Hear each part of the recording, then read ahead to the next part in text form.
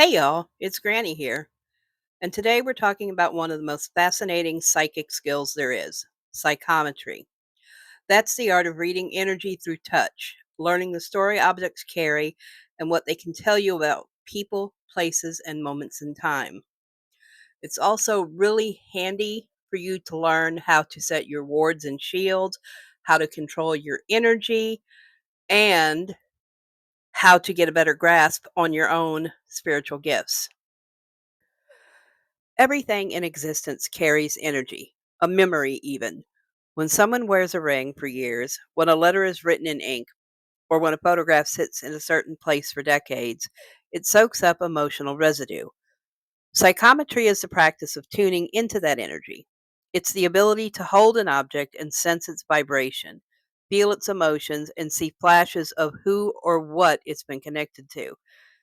Think of it as an energetic archaeology, reading the unseen fingerprints time leaves behind.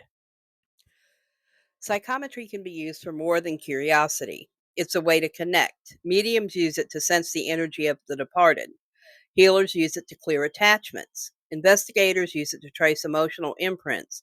And witches like us, we use it to deepen our intuition, to read objects, crystals, tools, even spaces, to see what lies beneath the surface. To start, you need a calm space and a clear mind. Hold an item with personal history, a piece of jewelry, a key, an old photo. Close your eyes. Let your breathing slow. Don't try to see anything, just allow the impressions to arise. Notice sensations: warmth, tingling, heaviness. Notice emotions: sadness, joy, anxiety. Words, images, scents, flashes of color, or sound may follow. Don't judge them, just record what comes.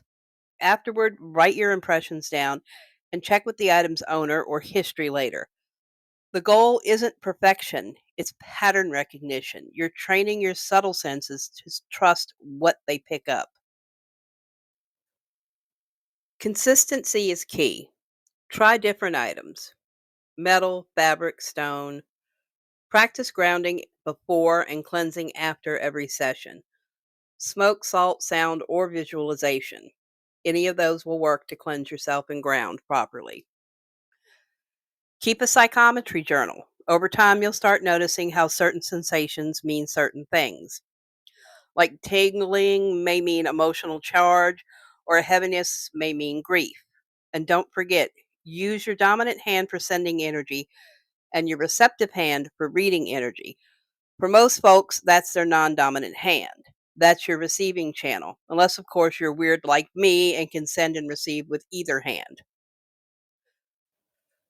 Psychometry isn't about showing off, it's about listening to the echoes left in the world around you.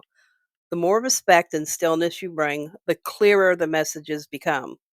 So pick up that old ring or trinket and let it tell its story.